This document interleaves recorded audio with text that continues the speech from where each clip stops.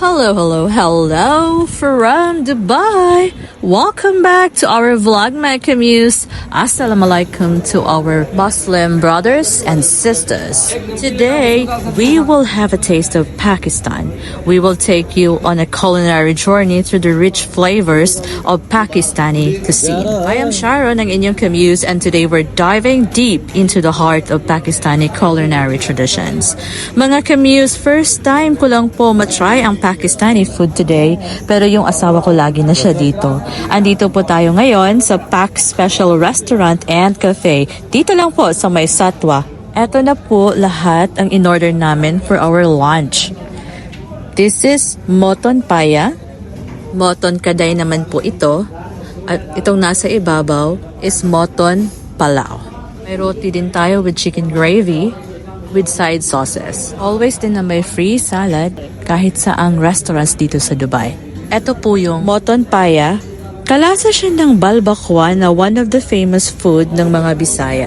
Ito po yung moton kaday, ang free salad, at syempre hindi mawawala ang moton palao. Ito naman po yung chicken gravy na masarap ipares sa roti. Yung moton kaday, laging ko nang nakakain yun, but through Indian restaurant. To be honest, masarap din pala ang Pakistani food.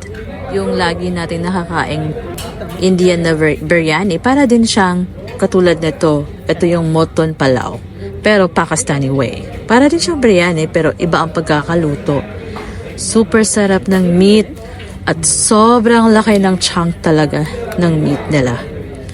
Ito yung moton kaday na lagi ko na nakakain sa ibang restaurant ng Indian restaurant.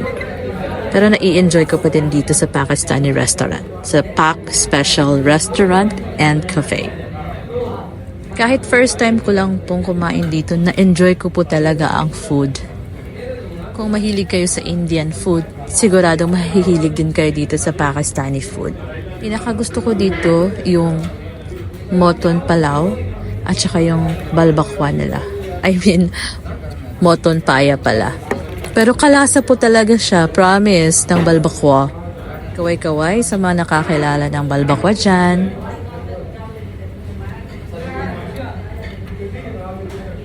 O diba para talagang balbakwa, itsura pa lang niya, promise. Oh, hindi pa tayo tapos after natin kumain ng rice.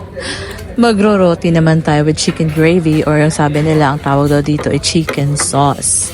Super sarap pala na ipares mo ang roti, isang Pakistani bread, at ang kanilang chicken gravy or chicken sauce. Super yum! Yung in-order po namin today is good for 2 to 3 persons na.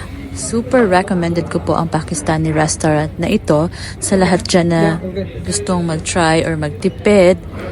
Dito na po tayo sa Pak Special Restaurant and Cafe. Kasi sa lahat ng mga in-order namin at kinain, imagine, only 45 dirhams lang po ang binayaran namin, including na po yung 2 soft drinks na ininom namin.